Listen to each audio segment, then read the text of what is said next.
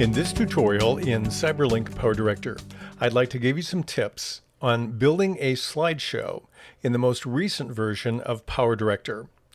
We're going to look at two areas. One is adding the same transition between each of your slides.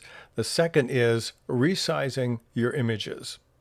There have been some tools that have changed or changed locations in PowerDirector 2024 or 365 if you've upgraded after the middle of September on 2023.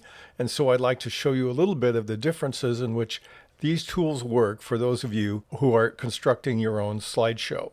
Let's take this image here, and we're going to work first of all with resizing. When I put an image on the timeline, what we find is that most images from cameras are not 16 by 9. So I have this black area to the left and to the right.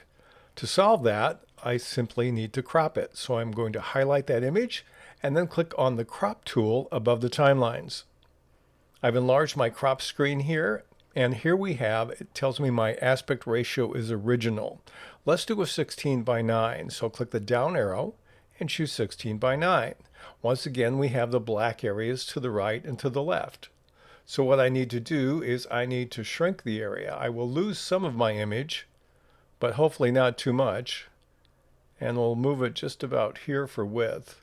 Now, if I move it up and down, in this case, I'm going to see that little pink line on the top or on the bottom. So I can adjust that way, but I don't have one on the left or the right. So I find what I think works, and then I simply click OK, and now it fills the screen without distorting the image. That's what you have to do if you want to fill an entire 16 by 9 project with your images. The second thing that sometimes we want to do if we're building our own slideshow and not using the Slideshow Creator is have a transition. And we want maybe the same transition between all the clips, or at least to start out with. How do you do that? I'm going to click on my transitions, and I'm going to be in the My Content area where I have my favorites. So I'll open up the My Content and click on My Favorites. And here are the ones that I use a lot. Let's take a simple fade. I'm going to click on that. Now, when you do that, if you look carefully above the timeline, you're going to have two different boxes.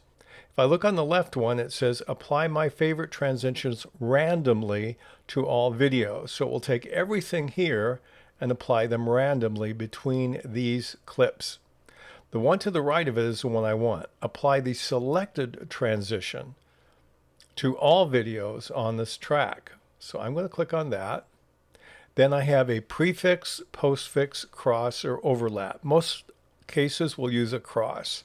I'll click on that, and it added the same transition between every single image that I'm using in my slideshow.